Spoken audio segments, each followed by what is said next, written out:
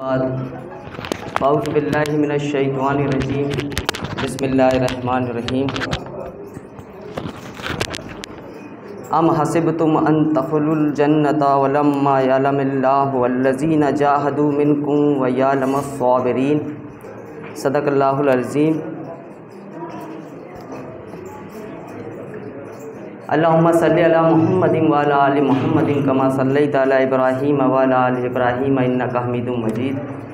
अल्लाहुम्मा बारिक अला मुहम्मदिन कमा बारकता अला इब्राहीम व अला आलि इब्राहीम इन्नका हमीदुम मजीद। स्टेज पर तशरीफ़ फरमा ज़िम्मेदारान जमात और आज के इस खुसूसी सीरतुन नबी के इस प्रोग्राम में तशरीफ़ फरमा हमारे तमाम भाई और बहनों, अस्सलामु अलैकुम व रहमतुल्लाहि व बरकातुहू।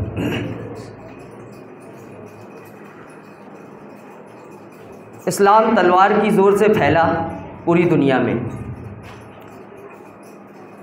बहुत ज़ोर के साथ ये बात कही यूरोप और अमेरिका ने एक ज़माने में 18वीं शताब्दी में कि इस्लाम की जो ये तोसी हुई, इस्लाम जो जिस तरह से फैला पूरी दुनिया के अंदर, उसके पीछे जो असल उसकी क़ुव्वत थी वो तलवार थी। फिर एक मौके पर हमारे इस मुल्क के अज़ीज़ में भी हमारे एक महात्मा ने कहा था कि इस्लाम की फ़ैसला कुन क़ुव्वत कल भी तलवार थी और आज भी तलवार है। फिर इसके बाद आज जिस तरह के हालात पूरी दुनिया के अंदर और हमारे मुल्क के अंदर है, तो आप देखेंगे कि मुसलमानों की भी छवि कुछ इसी तरह की बनी हुई है कि ये उग्र होते हैं, बहुत तशद्दुद पसंद होते हैं, बहुत गुस्सैल होते हैं, बात बात में झगड़ा करने लगते हैं। इनसे उलझना आम लोगों की बस की बात नहीं है, तो प्रशासन को वो आगे करते हैं। आप देखेंगे कि इस तरह के जो तस्वुरात पहली ज़मानों से चले आ रहे हैं और वो आज भी कायम हैं। इसके बरखिलाफ़ जो किताब इस उन्वान के तहत आज हमारे ज़ेरे मुताला है, बल्कि इस प्रोग्राम का उन्वान है, इस किताब की खुसूसियत ही यही है कि ये किताब सीरत के उस पहलू को उभारता है, या सीरत के उस पहलू पर ये लिखी गई है जो इस्लाम का एक सियासी पस मंज़र पेश करता है। नबी पाक सल्लल्लाहु ताला अलैहि वसल्लम जहाँ पर इस उम्मत के नबी और रसूल थे, हादी और रहबर थे, वहाँ पर वो उस वक्त की कौम के रहनुमा भी थे, सियासी कायद भी थे। ये किताब उस पहलू को उभार कर लाती है। इसीलिए ये किताब आम सीरत की किताबों के से बहुत ही मुनफरिद है।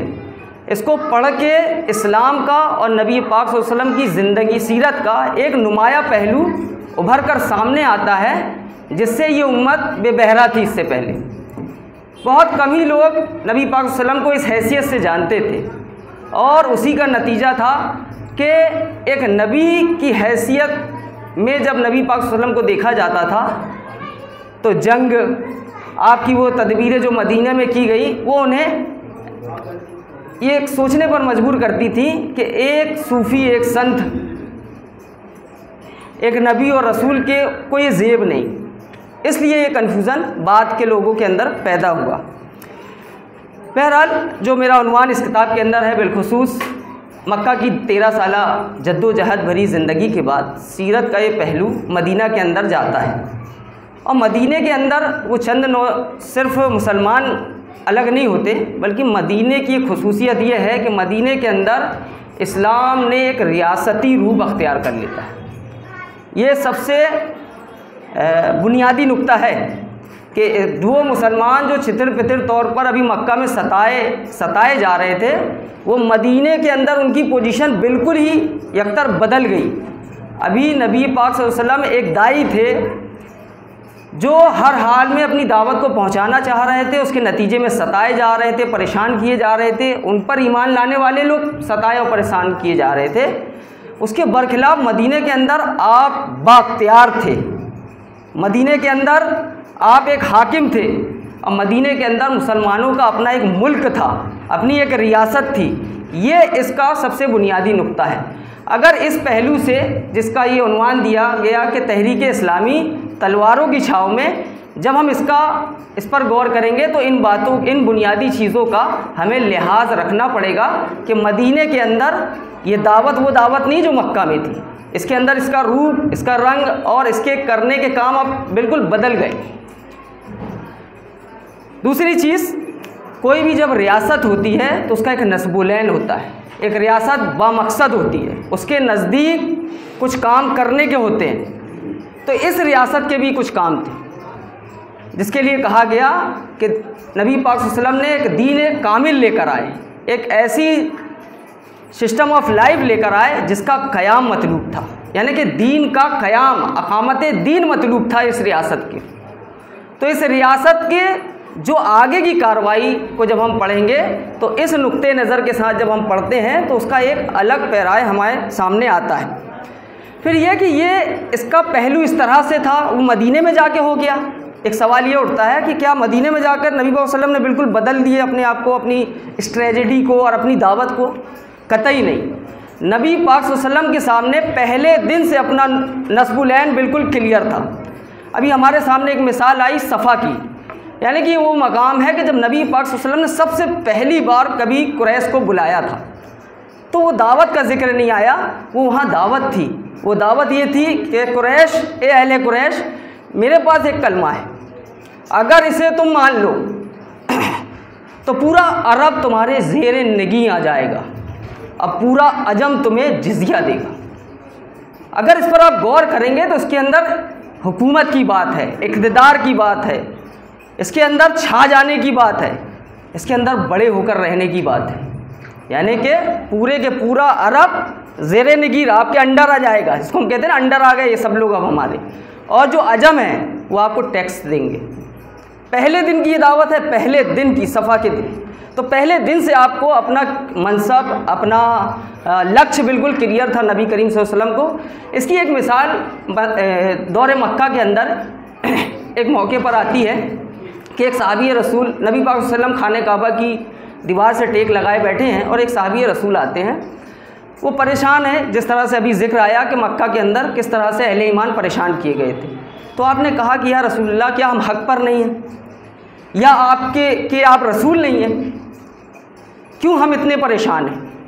तो नबी पाक सल्लल्लाहु अलैहि वसल्लम मामूल के ख़िलाफ़ आप गुस्से में आ गए, आपका चेहरा तमतमा गया और आपने कहा कि फला, खुदा की कसम जो दीन मैं लेकर आया हूँ वो पूरी की पूरी तरह उसी तरह नाफिज होकर रहेगा, यहाँ तक कि सना से हिजरे मौत तक तन्हे तन्हा एक औरत सोना उछालती हुई जाएगी और खुदा के अलावा उसे किसी का खौफ नहीं होगा। अगर आप इसकी तसरीह समझे ना तो आपने एक ऐसी रया उस मौके पर, जबकि मुसलमानों का कोई पुरसान हाल नहीं था, हर जगह दबे थे, कुचले जा रहे थे, हिजरत करके, यानी कि एक तरह से अगर हम कहें कि छोड़कर भागने पर मजबूर थे मक्का अपनी सरजमीन को। उस ज़माने में नबी करीम सल्लल्लाहु अलैहि वसल्लम आप अपने सहाबा को क्या बता रहे हैं? एक ऐसी रियासत का क़याम कि जिसके अंदर अमन का ये हाल होगा कि तन्हे तन्हा एक औरत एक कीमती शय यानी कि सोना लेकर एक बड़ा तवील सफ़र करेगी और उसे कोई छेड़ने वाला या उसे कोई लूटने वाला नहीं।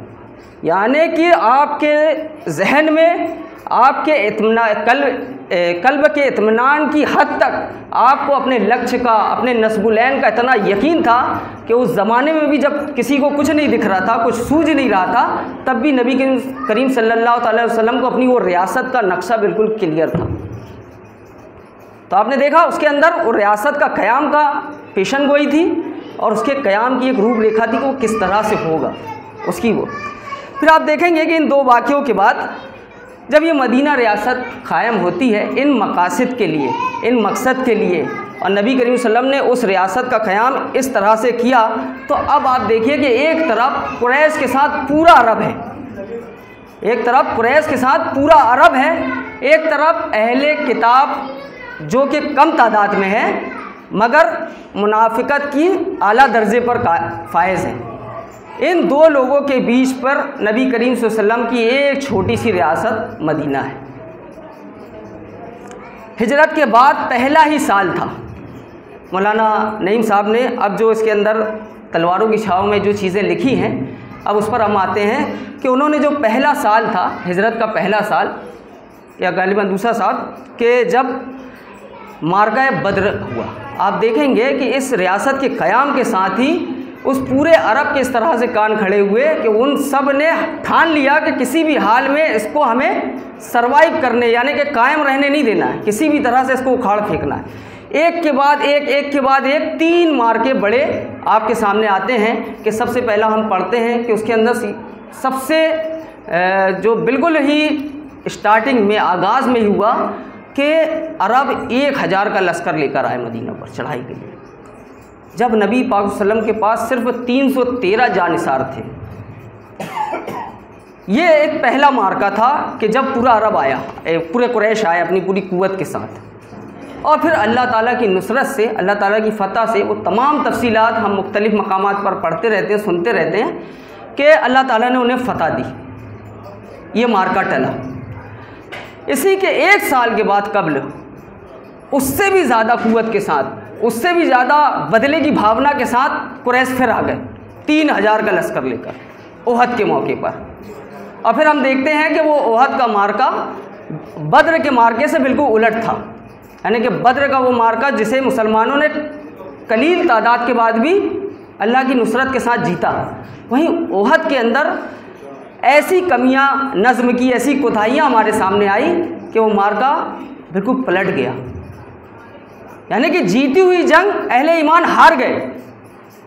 और उसके अंदर फिर अल्लाह रब्बुल इज़्ज़त ने वो तरबियत की है मुसलमानों की कि जब हम उसका मुताला कुरान के अंदर करते हैं तो अल्लाह ताला ने जिस तरह से उस वक्त के अहले ईमान की, उस वक्त के तहरीक इस्लामी की तरबियत की है, तो वो तरबियत ही थी कि जिसने कैसर व कसरा को फिर जाकर फ़तह किया। क्यों? क्योंकि जिस कौम से अल्लाह रब्बुल इज़्ज़त को उस वक्त की सुपर पावर को पटकवाना था ना, उसके अंदर किसी भी तरह की नज़्म की, डिसिप्लिन की कोताही नहीं चलती। तो आप देखिए कि दूसरे मार्के के अंदर भी ही ये तरबियत हो गई। उसके बाद ओहद के बाद मुसलमानों से फिर कभी डिसिप्लिन, नज़्म की कोताही नहीं हुई, यहाँ तक कि कैसर व कसरा के ताज भी मदीना की गलियों में मारे फिरे गए। तो 2 मार्का हुआ कि मदीना की उस छोटी सी रियासत पर बैक वक्त यानी कि 2 साल के अंदर, 3 साल के अंदर 2 बार धावा बोला गया इस रियासत को उखाड़ने के लिए। फिर तीसरा मार्का ये आया कि खंदक का मौका आया, उससे भी बड़ी तादाद में वो फिर आ गए पलट कर। क्यों? क्योंकि उनके सामने ये बात, अच्छा अहले कुरैश को भी ये बात बिल्कुल क्लियर थी कि ये जो दावत है या तो वो रहेगी या हम रहेंगे। उनके सामने भी शुरू दिन से क्लियर था कि या तो ये दावत रहेगी या हम रहेंगे, इसलिए वो पूरी जान लगा रहे थे और इसीलिए वो चाह रहे थे कि ये दावत उखड़ जाए, क्योंकि ये हमारे वजूद को ख़त्म कर देगी। और इस सीरत की इस नुक्ते को जब मैं पढ़ता हूँ तो वो बात जो अभी नईम साहब ने एक बार अपनी तकरीर में बयान की थी कि उस मौके पर कि जब उन्हें एक कुरैश का सरदार ने एक मशवरा दिया कि देखो इस जो दावत मैंने सुनी है इस शख्स से, उस पर उसके हाल पर उसे छोड़ दो, अगर इसकी दावत गालिब हुई तो इसकी जीत तुम्हारी जीत है, और अगर इस पर अरब जीत गए तो तुम अपने भाई के खून से बच जाओगे। ये सबसे अच्छा मशवरा था जो उस वक्त उस शख्स को सूझा था कि अहले कुरैश अगर ऐसा करते तो वही कुछ देखने में आता। बहरहाल अल्लाह को जो मंजूर था वो हुआ, और खंदक का एक मार्का, संगीन मार्का, ये तीनों मार्के जो हैं सीरत के अंदर मदीना में जब हम पढ़ेंगे तो ये वो मार्के हैं कि जिनके अंदर कलेजे मुंह को आ जाते, हम और आप जब इसको पढ़ते हैं हमारे भी आ जाते हैं। जितनी शिद्दत के साथ अहले ईमान पर ये तमाम गिरोह ने हमला बोला और जिन जिन मराहिल से अल्लाह ताला ने इन्हें गुजारा, कि जो आयत मैंने अभी आपके सामने पढ़ी थी सूरे आले इमरान की आयत नंबर 142, तो अल्लाह ताला ने कहा कि क्या तुमने समझ रखा है कि यूं ही जन्नत में चले जाओगे। ये उसी मौके से कहा कि क्या तुमने समझ रखा कि यूं ही जन्नत में चले जाओगे, हालांकि अभी अल्लाह ने तो ये देखा ही नहीं कि तुम में कौन वो लोग हैं जो राह हक में जान लड़ाएंगे और कौन वो लोग हैं जो उसके खातिर सब्र करेंगे। यानी कि अहले ईमान के ग्रोह की एक तरबियत का एक मौका है, और अल्लाह ताला को यही तो जानना है कि उसके खातिर वो अमन, अच्छे हालात के अंदर ईमान का दावा करना, अच्छे हालात के अंदर अच्छे अमाल करना, ये सबके लिए आसान है, किया जा सकता है, हम और आप कर ही रहे हैं। मगर जब हालात संगीन हो जाएंगे, जब हालात कशीदगी अख्तियार कर लेंगे, जब हालात नासाजगार हो जाएंगे, तब कौन किस राह में कितनी इस्तिकामत दिखाता है, कितना सब्र करता है, यही अल्लाह रब्बुल इज़्ज़त को असल मतलूब होगा उस वक्त कि कौन लोग होंगे जो साबित कदमी करने वाले होंगे। तो ये 3 मार्के हुए जिसके अंदर अहले मक्का मदीना के ऊपर आए। अभी जो मैंने तमहीदन आपसे कहा था, 2-3 कॉल आपको सुनाए कि इस्लाम की फ़ैसला कुल ताकत पहले भी तलवार थी, आज भी तलवार है। फिर यूरोप का वो आरोप कि उसने सीरत के इस पहलू पर बहुत शदीद हमले किए यूरोप ने। इसका जवाब अगर आपको पढ़ना हो तो सीरतुन नबी सल्लल्लाहु अलैहि वसल्लम की एक जो किताब है जिसे मौलाना सिबली नोमानी साहब ने लिखा है, इसको जब आप पढ़ेंगे, ये उर्दू की सीरत की सबसे नुमाया किताब है उर्दू के अंदर। उसके अंदर आपने यूरोप के उन तमाम सवालों का सीरत लिखते हुए जवाब भी दिया है कि किस तरह से नबी पाक सल्लल्लाहु अलैहि वसल्लम का ये पहलू ये मुनासिब है या ये मुनासिब नहीं है। उनके सारे जवाबों का सवालों का वहाँ उन्होंने जवाब दिया है। तो 3 मार्के कैसे थे जिसके अंदर दिफाई जंग लड़ी मुसलमानों ने, यानी कि मुसलमान नहीं निकले लड़ने को, काफिर आए पूरी कुव्वत के साथ, पूरी ताकत के साथ और पूरे अपने साजो सामान के साथ मुसलमानों पर आए। और खंदक का जब मार्का हुआ तो ये तवील मार्का था, यानी कि कई महीनों पर मुश्तमिल ये मार्का था कि नबी करीम सल्लल्लाहु अलैहि वसल्लम ने मदीना के आसपास खंदक खुलवा दी थी। बस वही वो खंदक थी जिसने उनको रोक रखा था। बाद में अल्लाह रब्बुल इज़्ज़त की हिकमत के साथ वहाँ वो मार्का टला। मगर जिस वक्त हम इस मार्के को पढ़ते हैं, इसकी तफसीलात में मैं नहीं जा रहा क्योंकि मेरे पास वक्त नहीं इतना, तो उस मार्के को जब हम पढ़ेंगे तो जिस तरह मैंने कहा कि कलेजे मुंह को आ जाएंगे कि किस तरह से लोगों के साथ परेशानी, किस तरह से फाका कसी, किस तरह से सामान की किल्लत, हथियारों की किल्लत और सेहतों का फुकदान था। उस हालत में अल्लाह रब्बुल इज़्ज़त ने ऐसी आजमाइश में डाला मुसलमानों को। हालांकि उस दिन ही नबी करीम सल्लल्लाहु अलैहि वसल्लम ने ये पेशन गोई कर दी थी कि ये आज कुरैश आखिरी बार आए, अब कुरैश तुम पर पलट कर कभी नहीं आएंगे। खंदक के दिन ही नबी करीम सल्लल्लाहु अलैहि वसल्लम ने कह दिया था कि अब ये तुम्हारे ऊपर पलट कर कभी नहीं आएंगे, अब तुम इन पर जाओगे। और फिर उसके बाद 8 हिजरी के अंदर नबी करीम सल्लल्लाहु अलैहि वसल्लम ने इक़दामी फ़ैसला लिया और मक्का पर चढ़ाई कर दी। 10,000 जानिसारों के साथ नबी करीम सल्लल्लाहु अलैहि वसल्लम ने मक्का पर चढ़ाई कर दी। अब जब इस मक्के के पस मंज़र को हम देखते हैं कि वो कौम जो पहले तो एक जगह से सताई गई, परेशान किए गए और उन्होंने कोई रिएक्शन नहीं दिया, वो उस जगह को छोड़कर एक दूसरी जगह आए। इस जगह पर जैसे ही आए तब भी यहाँ अमन और सुकून नहीं था, उसके बाद लोग उन पर चढ़ चढ़ कर आए तो उन्होंने अपना दिफा किया। ऐसे लोगों के लिए अल्लाह ताला ने मदीना के अंदर जिहाद का हुक्म नाजिल किया था। तो अब दिफा मतलब इक़दामी कदम नबी करीम सल्लल्लाहु अलैहि वसल्लम ने उठाया और 10,000 जानसार साथियों के साथ मक्का के लिए कूच कर गए। अब मक्का वो जगह है जो मरकज़ है पूरे अरब का, यानी कि अगर आपको अपनी रियासत इस्टेब्लिश करनी है, आपको अपना झंडा ऊंचा रखना है तो आपको मक्का हर हाल में फ़तह करना पड़ेगा, क्योंकि जब तक मक्का जिसके पास होगा उसी की हुकूमत होगी पूरे अरब पर। तो ये उस राज्य की स्थापना के लिए, उस अमान की स्थापना के लिए ये असद ज़रूरी था, क्योंकि दिफाई जंगों में ये होता है कि हम बच गए, जो जंग करने वाले थे वो लौट गए, हमारा काम ख़त्म हुआ। मगर यहाँ देखेंगे कि उस कुव्वत के बाद नबी करीम सल्लल्लाहु अलैहि वसल्लम ने उस कुव्वत को जब ठंडा किया, 3 बार उनको रोका। जाहिर सी बात है ये हमला करने आए थे, भले ही नहीं मिटा पाए, मगर कुव्वत तो ज़ाया हो रही ना, एनर्जी तो उनकी लगी ना, माल भी लगा, असबाब भी लगा। अब नबी करीम सल्लल्लाहु अलैहि वसल्लम ने इक़दामी स्ट्रेटजी अपनाई और 10,000 जानिसार साथियों के साथ मक्का कूच कर दी। अब जब मक्का कूच कर गए तो मक्का जब हम पढ़ेंगे तो ये बिल्कुल उल्टा था, यानी कि जिस तरह से 3 बार मुशरिकीन मक्का आए तो यहाँ जंग हुई, उनका दिफा किया गया, उनके साथ लड़ा गया। मक्का इससे उलट था, यानी कि जब नबी करीम सल्लल्लाहु अलैहि वसल्लम मक्का दाखिल होने वाले थे तब वो लोग अहले ईमान की उस नबी करीम सल्लल्लाहु अलैहि वसल्लम की वो हिकमत, अहले ईमान का वो जज्बा देखकर वो वहीं पर ठंडे हो गए और मक्का बगैर लड़े नबी करीम सल्लल्लाहु अलैहि वसल्लम ने फ़तह किया। तो वो जो तलवार की कुव्वत जिसका इल्ज़ाम कल भी लगा आज भी है, उसको देखिए आप कि इस तारीख़ी पस मंज़र के अंदर, सीरत के इस पस मंज़र के अंदर कि मुसलमान गए नहीं, और जिस वक्त गए तो वहाँ जंग नहीं हुई।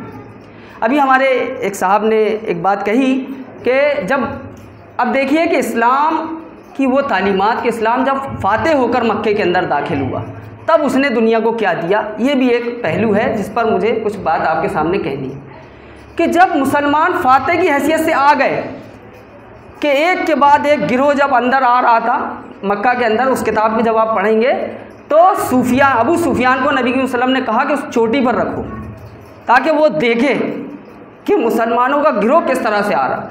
तो जब अहले ईमान का गिरोह आ रहा था अंदर तो किसी ने कहा कि आज तो घमासान का दिन है, किसी साहबी रसूल ने कहा कि आज तो बदले का दिन है। ये बातें नबी करीम सल्लल्लाहु अलैहि वसल्लम तक पहुँची और आपको ये बातें बुरी लगी, क्योंकि आज नबी करीम सल्लल्लाहु अलैहि वसल्लम एक फातेह की हैसियत से नहीं आए थे, एक हादी और रहबर की हैसियत से आए थे। आप एक नबी और रसूल की हैसियत से आए थे और आपने जब मक्का आए तो आपने आम माफ़ी का ऐलान किया। एक बात आ गई थी कि जब आम माफ़ी दी गई तो उन्हें जलील करने के लिए दी गई। नहीं, बिल्कुल जलील नहीं किया गया किसी को। ये अल्लाह ताला की रहमत है, ये अल्लाह के उस नबी की, उस रसूल की हिकमत है कि उसने आम माफ़ी का ऐलान किया कि वो लोग जो हमेशा से सताए थे उनको आम तौर पर माफ़ किया गया। अबू सुफियान जो हमेशा से तीनों मार्के के अंदर लीडर बनकर आया था, उसके घर को अमन की जगह बताई गई। हिंदा जैसी औरत को माफ़ किया गया और किसी से कोई मुआखज़ा, किसी से कोई मुतालबा नहीं किया गया। तो दोस्तों साथियों, इस पहलू के अंदर दो चीज़ें मैंने आपके सामने रखी है। एक ये कि इस्लाम पर जब जंगी हुई तो पहले इस्लाम नहीं निकला बल्कि लोग इस्लाम पर आए, और इस्लाम ने जब इक़दाम किया तो फ़तह बहिकमत हो गई, बग़ैर लड़े। तो इस पर हम जो 2-3 चीज़ें गौर कर पाए तो वो ये कि इस्लाम की क़ुव्वत तलवार भले ही है। जिस तरह से अभी एक नईम भाई ने एक वाक़या सुनाया था कि बच्चे ने उस फटे हुए दुनिया के टुकड़े को इंसान को जोड़ते हुए उस दुनिया को जोड़ दिया। तो आप देखेंगे कि इंसान सुधर जाए तो दुनिया सुधर जाती है। और हम जानते हैं कि इस दुनिया को अगर किसी कौम को, किसी दीन को इंसानों पर नाफिज करना है तो उसके लिए ताकत और क़ुव्वत एक लाजिम शय है। आप देखेंगे कि घर के अंदर जो वालिद है, जो कव्वाम है ना, उसके लिए कहा गया कि उसकी बैत, उसकी छड़ी जब तक घर के एक दीवार पर दिखती रहे तो उसकी औलादों के बिगड़ने के इम्कान कम होते हैं। वो उस्ताद जो हमें स्कूल में पढ़ाते हैं उनके हाथ में भी एक बैत होती है, क्योंकि इंसान को सुधारने के लिए एक आखिरी मकाम उस बैत का, उस डर का, ये ज़रूरी है। हज़रत उमर ने कहा था कि अगर आपके अमन और शांति का झंडा हमेशा बातिल के झंडे से ऊपर होना चाहिए, तब जाकर आप अमन और शांति की स्थापना कर सकते हैं। और नहीं तो आज दुनिया की हालत देख ही रहे हैं कि सबके पास अमन और शांति के पैगाम तो ज़रूर हैं, मगर झंडा जो सबसे ऊपर है वो बातिल का है।